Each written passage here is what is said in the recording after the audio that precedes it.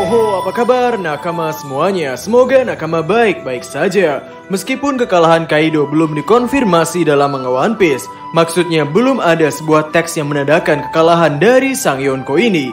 Namun para fans One Piece sudah menganggap bahwa Kaido sepertinya memang benar-benar sudah kalah. Apalagi di pukulan terakhir Luffy itu, pukulan Luffy berhasil merusak salah satu tanduk yang ada pada naga Kaido. Yang dimana ini adalah konsep kekalahan yang Oda terapkan pada para petinggi bajak laut Kaido. Seperti King kehilangan sayapnya, Queen kehilangan lengannya, dan Jack kehilangan gadingnya. Di video-video sebelumnya seputar One Piece chapter 1049, kami membahas dari sudut pandang para bajak laut. Nah, di video kali ini, kami ingin membahas dari sudut pandang pemerintah dunia atau angkatan laut, yakni tentang arti upaya pemerintah dunia pada perang Onigashima. Jadi, tanpa basa-basi lagi, langsung saja mari kita mulai.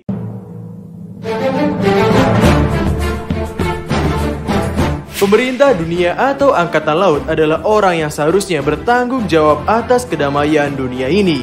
Melihat peperangan berskala besar di Wano Kuni yang berkaitan dengan dua Yonko, tentunya tidak akan membuat pemerintah dunia diam saja atas masalah ini. Meski begitu, pemerintah dunia tidak mengirimkan pasukan berskala besar-besaran untuk ikut perang di Onigashima. Ya, sejujurnya pemerintah dunia sendiri sedang kerepotan mengurusi segala problematika yang harus mereka hadapi. Apalagi, mereka baru saja kelar rapat Reverie. Upaya yang pemerintah dunia lakukan dalam mengantisipasi hal-hal yang tidak diinginkan dari perang Wano Kuni adalah dengan mengirimkan beberapa kapal pemerintah dunia di dekat pantai Wano Kuni yang sampai sekarang belum jelas ingin ngapain. Lalu yang pemerintah dunia lakukan juga adalah memberikan perintah pada CP0, yakni agen khusus yang ada di Onigashima untuk melakukan sesuatu. Terungkap bahwa para Gorosei meminta CP0 melakukan dua hal di Onigashima. Yang pertama adalah menculik Nico Robin, dan yang kedua adalah membunuh Monkey D. Luffy. Dan kedua anggota CP0 tewas saat menjalankan tugas tersebut. Anggota CP0 yang pertama mati ketika ingin mengejar Nico Robin yang kemudian dihadang oleh Izo. Kematian sang anggota CP0 ini mati dengan cara ditembak oleh Izo pada One Piece chapter 1041. Dan yang kedua, bos CP0 yang mengenakan topeng putih yang sudah jelas-jelas berkelamin pria ini mati di tangan Yonko Kaido pada One Piece chapter 1043. Nah, dari segi kemampuan, anggota CP-IG-0, agen tertinggi dari agen milik pemerintah dunia ini, memang dikonsep bukan berdasarkan kekuatan. Mereka hanyalah mas-mas mata-mata dengan kemampuan bela diri seadanya yang mengenakan topeng. Tugas utama mereka adalah memata-matai dan melaporkan, bukan untuk bertarung. Berbeda dengan para anggota angkatan laut yang memang dilatih untuk bertempur di garis depan. Jadi tidak heran kalau anggota CP0 ini mati dalam tugas di Onigashima, karena skala pertempuran Onigashima bukanlah level mereka. Apalagi misi yang diterima oleh bos CP0 untuk mengalahkan atau membunuh topi jerami. Bos CP0 sendiri awalnya membantah bahwa hal itu adalah tugas yang mustahil. Kaburnya anggota CP0 terakhir. Sebagai seorang mata-mata, anggota CP0 terakhir yang ditunjukkan pada chapter 1049 berlari menjauhi Onigashima ini mungkin terlihat lucu. Namun sebagai seorang mata-mata, ia bekerja dengan baik. Ia bisa menganalisa keadaan bahwa tidak ada lagi harapan dari pertempuran ini. Seluruh pertempuran juga sudah berada di akhir. Dan yang paling menghebohkan dunia adalah dua Yonko tumbang di tangan para generasi baru. Ini akan menjadi berita besar.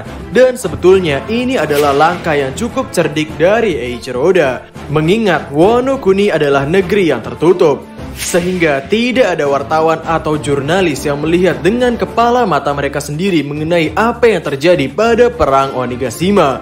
Sehingga tidak ada yang meliputi berita. Dan Oda dengan kecerdikannya itu menurunkan anggota pemerintah dunia, yakni CP0, untuk menyaksikan jalannya pertempuran. Sehingga hasil yang terjadi di perang Onigashima ini akan sesuai dengan yang terjadi di lapangan. Law dan Kid akan disebutkan sebagai dua generasi baru yang mengalahkan Yonko Big Mom. dan Luffy akan disebut sebagai orang yang berhasil mengalahkan Yonko Kaido dengan gelar makhluk terkuat. Apalagi anggota CP0 terakhir ini adalah anggota CP0 yang terakhir bergerak. Dikala dua temannya sudah bergerak untuk mengejar Nico Robin, ia masih duduk untuk mengamati jalannya pertempuran. Ia diperlihatkan baru bergerak pada manga One Piece chapter 1043, tepat di panel setelah bos CP0 dihantam oleh Kaido. Jadi bisa dikatakan ia adalah orang yang paling mengamati jalannya pertempuran di Onigashima. Laporan kepada pemerintah dunia. Dengan ia yang berhasil kabur, besar kemungkinan ia akan melaporkan segala kondisi yang terjadi di Onigashima dari awal hingga akhir. Yang alhasil kenaikan bounty dari para supernova dan anggota bajak laut lain pasti akan naik dengan signifikan, terutama Chopper. Kami harap dengan CP0 yang melihat Chopper berkontribusi dalam pertempuran, di mana Chopper berhasil menahan Queen selama beberapa detik meski Queen tidak merasakan rasa sakit yang dibuat oleh Chopper.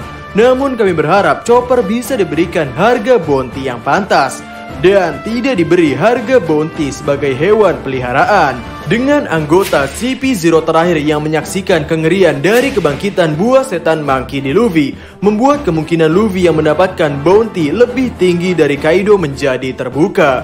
Luffy bukan hanya mendapatkan kekuatan yang superior, melainkan dari sisi legenda tentang Dewa Matahari Nika juga sangat cocok dengan dirinya. Sehingga secara filosofi dan kekuatan, pemerintah dunia pasti ketar-ketir mendengar kabar tentang Monkey D. Luffy ini. Kemungkinan selain kabur. Sebetulnya ada satu kemungkinan tentang anggota CP0 ini selain kabur, yakni bisa saja ia dengan otaknya itu berniat untuk menyerbu Wano Kuni dengan kondisi para bajak laut atau samurai yang sedang kewalahan menggunakan armada kapal pemerintah dunia yang ada di dekat pantai Wano Kuni.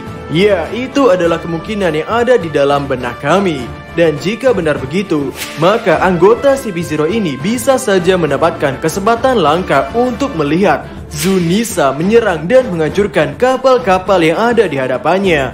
Karena tentunya Zunisa tidak akan tinggal diam melihat Momonosuke ataupun sosok yang ia anggap Joy Boy dalam bahaya. Dan ini bisa menjadi tambahan laporan yang membuat pemerintah dunia makin ketar-ketir. Wano Kuni yang kini gerbangnya telah dibuka, Wano Kuni yang nantinya akan terhubung lagi dengan dunia, kini bukan hanya dijaga oleh warga suku Ming serta para samurai yang kuat, melainkan oleh makhluk kuno sang gajah raksasa Zunisa.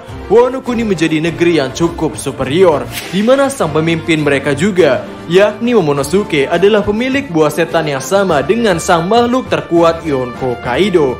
Keberadaan pemerintah dunia akan semakin terancam. Mau tidak mau, mereka harus melakukan tindakan tegas dalam menghadapi masalah yang ada ini.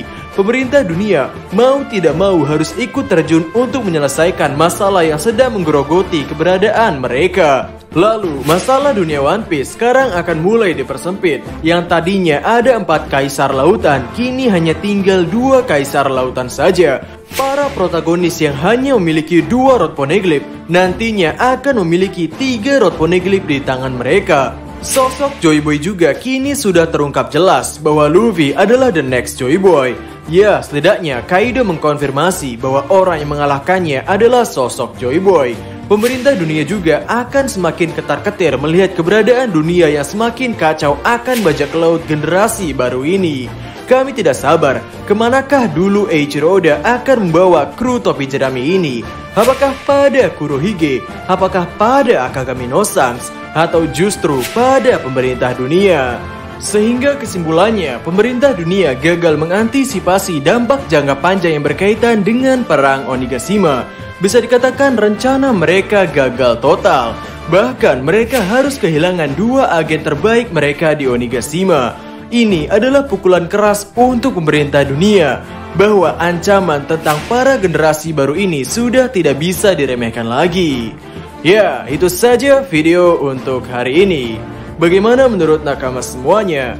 Berikan komentar kalian atau berikan koreksi kalian semua atas teori kami tersebut di kolom komentar di bawah.